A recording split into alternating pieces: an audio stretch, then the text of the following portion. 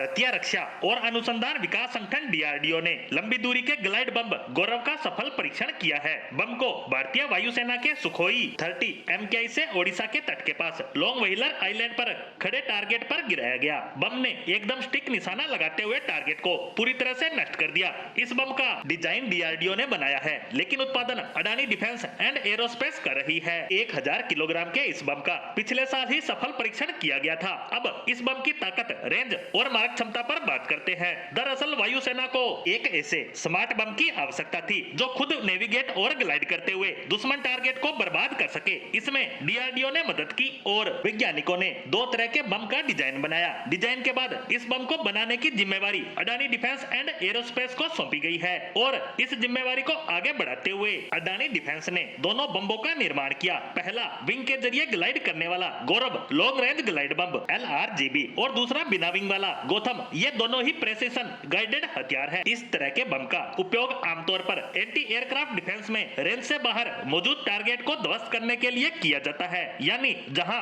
Fighter jets, missile या drone नहीं जा सकते, वहां इस बम से बड़ी आसानी और सटीकता से हमला किया जा सकता है। इसमें अपने फाइटर जेट्स के सर्वाइव करने और कोलेटरल डैमेज की आशंका कम हो जाती है। गौरव की बात करें तो यह 1000 किलोग्राम का विंग वाला लंबी दूरी का ग्लाइड बम है। वहीं गौतम 550 किलोग्राम वजन का बिना विंग यानी पंखों का बम है। इन दोनों ही बम्बों की लंबाई 4 मीटर और व्यास 0.62 मीटर है। इन दोनों ही बम्बों में CL-20 यानी फ्रेगमेंटेशन और क्लस्टर म्यूनिशन लगते हैं। ये टारगेट से कॉन्ट्रैक्ट करते ही प्रॉक्सिमिटी फ्यूज कर देता है और विस्फोट फट जाता है। गौरव की रेंज 2 किलोमीटर तक ग्लाइड करने की है, तो गौतम बिना विंग के 30 किलोमीटर तक ग्लाइड कर सकता है। दोनों बम्बों में इनर्शियल नेविगेशन सिस्टम लगा है जो GPS और नाविक सैटेलाइट गाइडेड सिस्टम से टारगेट तक पहुंचता है। इसे फिलहाल Sukhoi Su-30 MKI fighter jet से लॉन्च किया गया था और इसी पर इसे तैनात किया जा सकता है। पिछले साल अक्टूबर 2023 में बालासोर में सुखोई फाइटर जेट से गौरव का सफल परीक्षण किया गया था।